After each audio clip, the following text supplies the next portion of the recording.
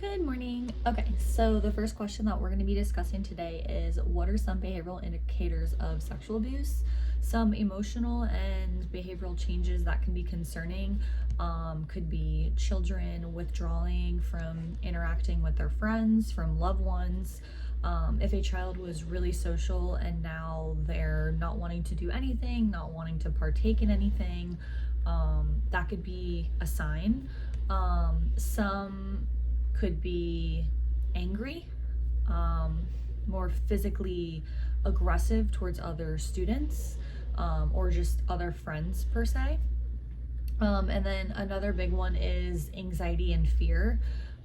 If a child was sexually abused, obviously that child is going to have or possibly grow up with having anxiety and having fear. I think this is a big one because obviously that child will fear to be alone. Um, I think that they will be clinging to an adult that they trust because of the situation that they were put in. Um, Another thing could be them constantly worrying all the time. Um, just, being scared to trust again. Being startled easily is another good one. Um, yeah, so I think that sums up for number one.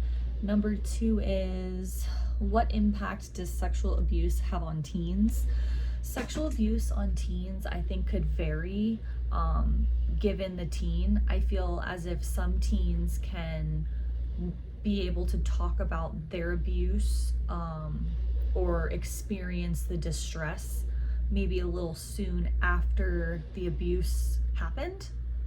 Other than some teens, I guess I would say it really depends on the duration of the abuse, the relationship that the victim and the abuser had with each other, and the support system that the teen has, whether they have a good family, do they have a strong family foundation that they trust.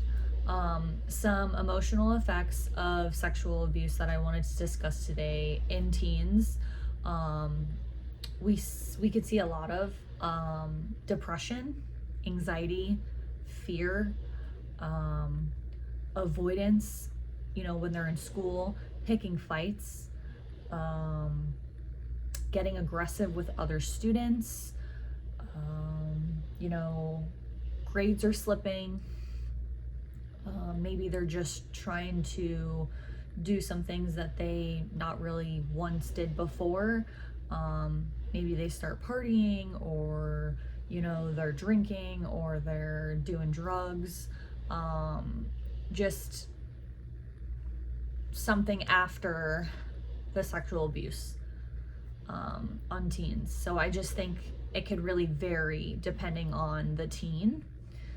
So that's for number two. And number three is what is the meaning of post-traumatic stress disorder? Post-traumatic stress disorder is a mental health condition that occurs when a person experiences something very severe in their life. So whether that's sexual abuse, or that's going off to war, or a death in the family, or something that was really traumatic, that's just stuck in their head, and they're constantly replaying those thoughts over and over. I know a lot about PTSD because I have a close friend who deals with it a lot. He's a veteran, so I'm constantly seeing him progress, doing really well, and then he goes back into his hole. So it really can just affect their emotions, their thoughts, their behavior, everything. I mean, somebody with PTSD can just shut down in a matter of seconds because it could be from like a trigger if we're in a store. So I can only imagine how, sexual abuse can relate to post-traumatic stress disorder, having flashbacks from the abuse, having vivid memories of what was happening, withdrawing from friends and family. So my friend does that a lot.